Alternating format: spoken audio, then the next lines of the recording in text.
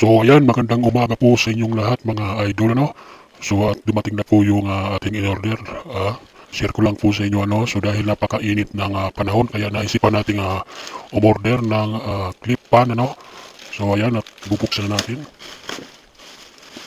So bali 300 plus ko ito nabili ano.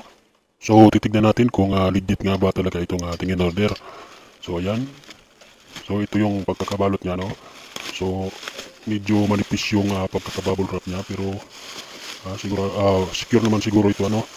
So ayan, buksan na natin. So ito po yung box niya ano. So bubuksan po natin. Titignan natin kung legit nga ba ito ano. So ayan. So ito po yung laman niya. So may free pa po siyang ang tawag dito ay adapter. Plug adapter ata ito. So ayan. So ito po yung pinaka laman niya sa loob ano. So bali itong ating in-order ay 12 volts na clip pan ano. So dahil natitipid din tayo sa kuryente dahil malakas po yung demand sa kuryente ngayon. Dahil napakainit ano ng panahon. So yan at bubuksan na natin.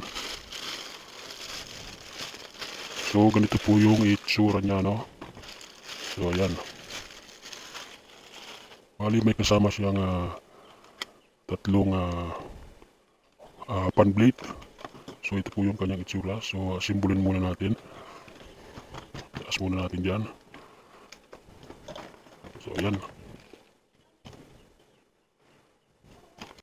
At ikakabit na po natin yung tatlong blade niya no. So madali lang po itong ikabit. So isasalpak nyo lang yan dyan. Yan meron dyan butas. Sasalpak nyo lang. So ayan. So at ayan na po ano. So ito po yung kanyang connector. So tetestingin natin siya dito. Meron tayo ditong power supply 12 volts. So ayan. So bali wala siyang switch ano. So direct na po ito.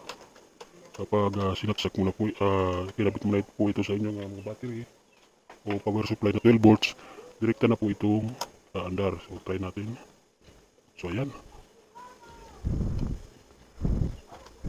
So ayan, napakalakas po ano.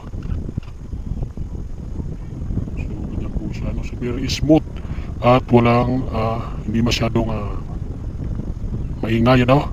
So napaka-smooth po niya. So ganito po siya. Kapag tumatakbo. So napakaligid naman po ano. So sa mga gustong order din ng ganitong clip pan na 12 volts ano. So maglalagay tayo dyan ng link at click nyo link po yung yellow basket para kayo po ay maka-order na rin. So ayan.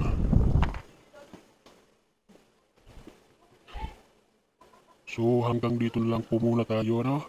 So maraming salamat po sa panonood.